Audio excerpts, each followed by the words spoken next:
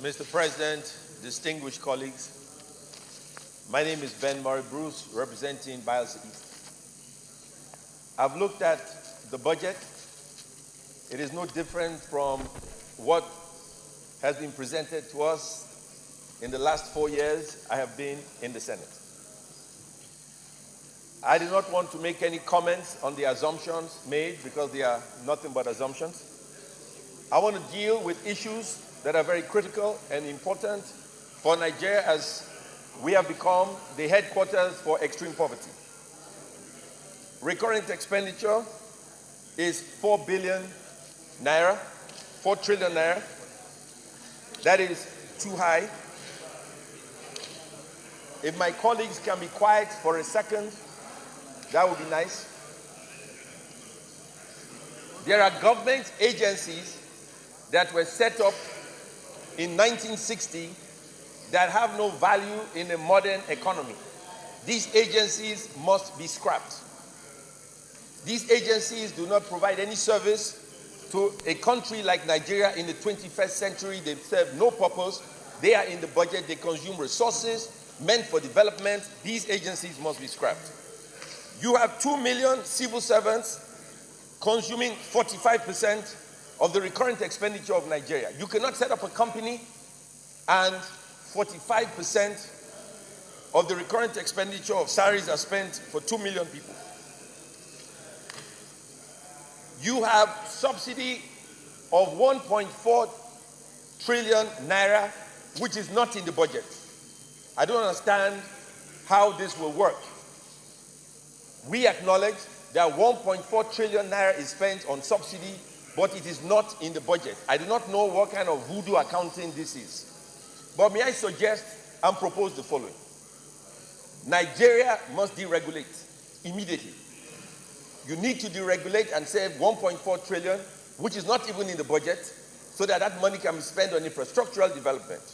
May I suggest the federal government embark on a mass transit policy, embark on immediate deregulation. I guarantee you, labor and the people will support the move. There will be no strikes, there will be no disruption in the economy, and we will have an additional 1.4 trillion naira to spend on development. And the cost for a mass transit policy will not exceed 200 billion naira. Now that makes a lot of sense, and I'm wondering why nobody is talking about deregulation, nobody is talking about the mass transit policy, and nobody is talking about 1.4 trillion naira that is being spent, and everybody is pretending that the money is not being spent. So really, those who prepared the budget need to go back to school. Now, railways. Right now, the Minister of Transport is embarking on a massive program of providing rail services in Nigeria, basically from funding it from money from China. I think it is a terrible policy.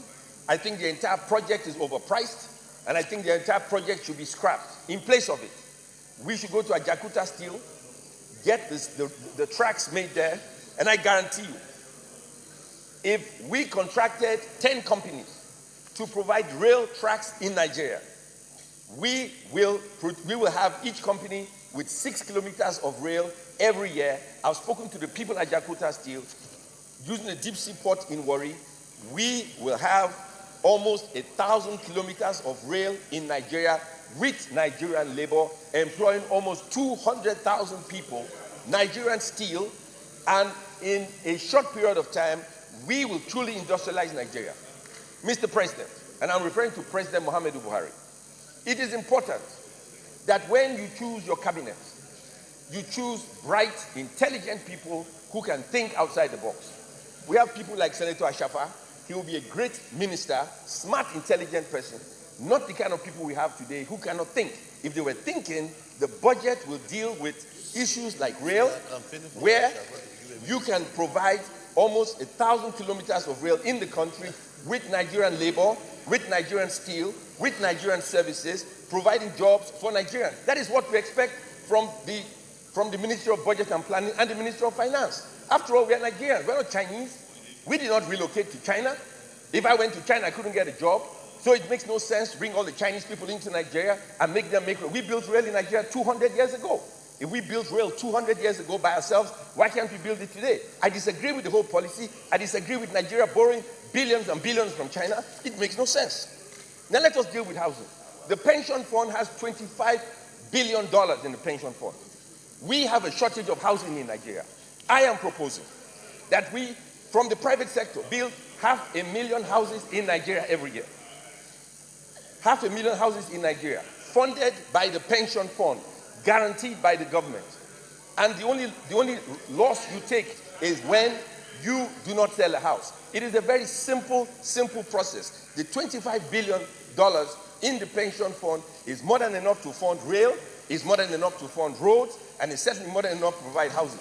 Now, for the poor people to have houses in Nigeria, you need low interest, single-digit interest rates for poor people to buy houses. You have to understand, people invest, the pension you receive, 80% of Nigerians who receive pension will receive less than 1 million naira per person.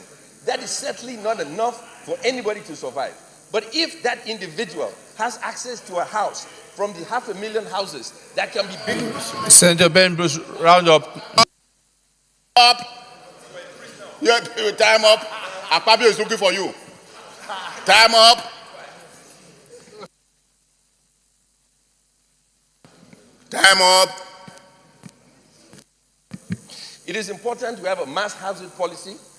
With the right incentives, we can create a demand for 10 million houses with a supply of 500,000 houses, a rail system, roads, and tracks, and we can make a big difference. And if these things apply toward the budget we have today, we can grow the economy, we can create jobs for our people. Already with these two projects, we created 7 million jobs. I want to be proactive and deal exactly with what the people need to get out of extreme poverty. Mr. President, they've cut my time. I'm unhappy because I'm giving an intellectual debate, and this prisoner of war is cutting off my time. And he fought in Nigerian Civil War. He was captured by the Biafrans. He was 6 months in prison, came back to Nigeria and was jailed again by the Nigerian forces. Now, so I ask the government to please pay attention to the details of the budget. It makes a big difference. We need to grow as I'm not able to. Thank you, Senator Ben Murray-Bruce. Thank you so much for your contribution. Senator Samegu.